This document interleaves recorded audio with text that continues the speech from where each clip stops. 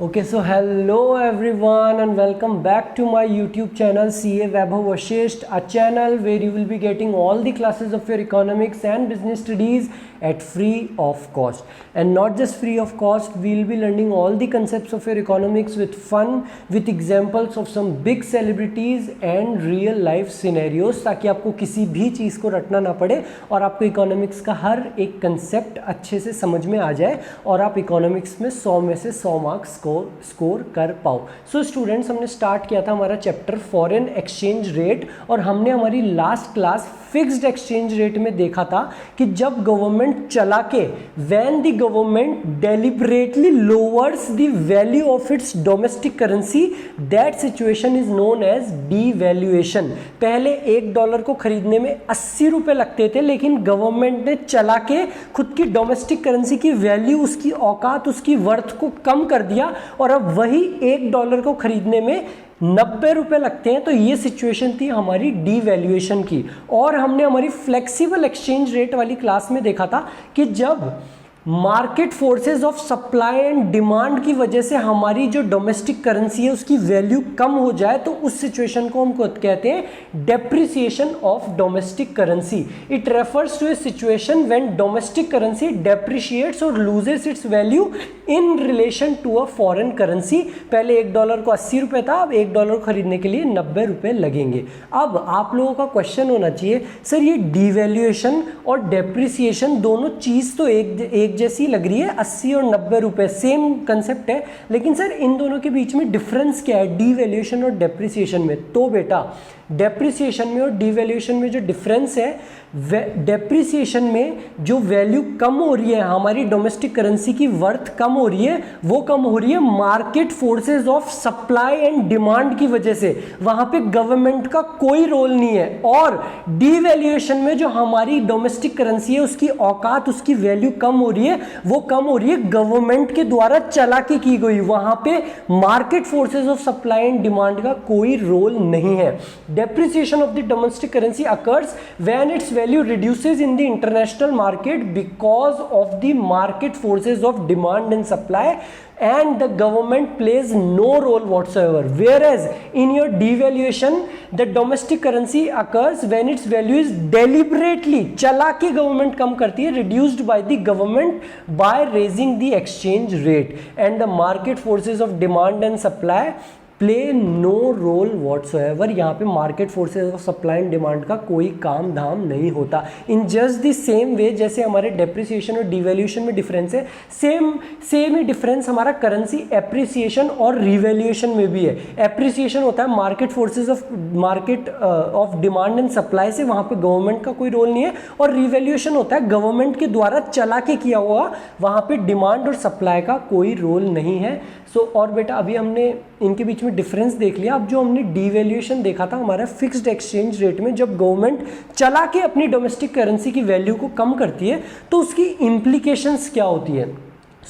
बेटा जब गवर्नमेंट चला के अपनी डोमेस्टिक करेंसी की वैल्यू को कम करती है तो जो फॉरेन एक्सचेंज है उसकी सप्लाई बढ़ जाएगी।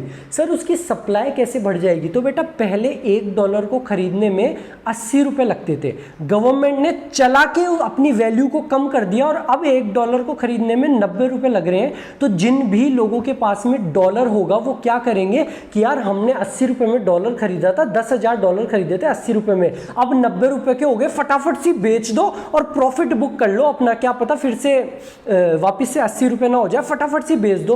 तो जो सप्लाई है फॉरेन एक्सचेंज की वो एकदम से मार्केट में बढ़ जाएगी। और हमने हमारी फ्लेक्सिबल एक्सचेंज रेट वाली क्लास में देखा था कि जब भी जो सप्लाई होती है, जो पॉजिटिवली रिलेटेड ग्राफ था, वो अगर बढ़ता है तो हमारी जो फॉरेन एक्सचेंज रेट है वो वापस से कम हो जाएगी। तो जो गवर्नमेंट ने चला के सब हमारी एक्सचेंज रेट की वैल्यू को बढ़ाया है, उसको आगे सेट करा है, उसका तो कोई तुक ही नहीं रहेगा, क्योंकि वो वापस से कम हो गई एक्सचेंज रेट। तो यहाँ पे गवर्नमेंट को क्या करना होगा, ये जो एक्सेस सप्लाई हुई है इसको गवर्नमेंट को खुद एब्जॉर्व करना होगा। और कैसे करेगी गवर्नमेंट इसको एब्जॉर्व? खरीद के। गवर्नमेंट खुद अपने फॉरेक्स रिजर्व्स को बढ़ा लेगी, उन डॉलर्स को, उन फॉरेन करेंसी को खरीद के। और हमारी गवर्नमेंट के लिए फॉरेन करेंसी को खरीदने और बेचने का काम करती है आरबीआई। और ये पॉइंट भी आप कनेक्ट कर सकते हो, हमने देखा था हमारे मनी एंड बैंकिंग वाले यूनिट में, हमने देखा था सेंट्रल बैंक के फंक्शंस में कि आरबीआई फॉरेन एक्सचेंज को खरीद और बेचने का काम करती है। सो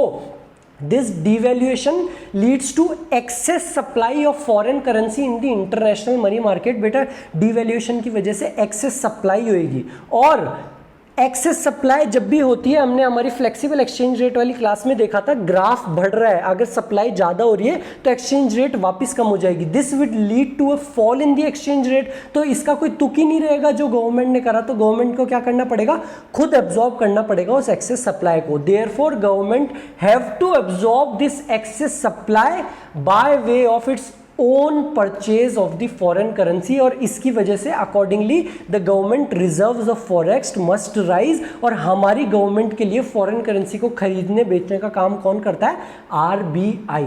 बेटा ये तो इम्प्लीकेशन थी हमारी डिवैल्यूएशन की। और जो रिवैल्यूएशन होता है, जब गवर्नमेंट जो एक्सचेंज रेट है, इक्विलिब्रियम एक्सचेंज रेट, उससे कम पे सेट कर देती है हमारी एक्सचेंज रेट को 80 से 70 रुपए पे, तो क्या होगा, so this situation will lead to excess demand. Sir यहाँ पे एक्सेस डिमांड क्यों होगी, तो बेटा पहले $1 आ रहा था 80 रुपए का, लेकिन अब गवर्नमेंट ने चला के कर दिया $1 को केवल 70 रुपए का। तो लोग बाग क्या करेंगे, यार पहले $1 80 रुपए का था, अब 70 रुपए का हो गया, रेट कम हो गई, फटाफट से खरीद लो। तो डिमांड जो है वो बहुत ज़्यादा बढ़ जाएगी। और हमने देखा था जो डिमांड का ग्राफ था इन्वर्सली रिलेटेड हमारी फ्लेक्सिबल एक्सचेंज रेट वाली क्लास में, अगर डिमांड बढ़ती है तो हमारी फिक्स्ड एक्सचेंज रेट वापस से बढ़ जाएगी। तो गवर्नमेंट ने जो चला के एक्सचेंज रेट को कम पे सेट करा, उसका कोई तुक ही नहीं रहेगा। तो यहाँ पे भी जो एक्सेस डिमांड हुई है उसको गवर्नमेंट को ही एब्जॉर्ब करना होगा। और गवर्नमेंट कैसे करेगी उसको एब्जॉर्ब, जो एक्सेस डिमांड है गवर्नमेंट खुद सेल करेगी उन लोगों को अपने फॉरेक्स रिजर्व से। Revaluation leads to excess demand of foreign currency in the international market and RBI must fulfill this excess demand by releasing supplies, यानी कि बेचना फॉरेन एक्सचेंज को from its forex reserve। So thank you very much दोस्तों, ये थी हमारी class revaluation और अपना एप्रिसिएशन ऑफ डोमेस्टिक करेंसी के बीच में डिफरेंस, या फिर आप कह लो अपना डेप्रिसिएशन और डिवैल्यूएशन के बीच में डिफरेंस के ऊपर हमने देखा इम्प्लीकेशंस भी क्या होते हैं हमारे डिवैल्यूएशन और रिवैल्यूएशन के। So thank you very much, मिलते हैं हम हमारी नेक्स्ट क्लास में जो कि होने वाली है मैनेज्ड फ्लोटिंग के ऊपर। Thank you very much.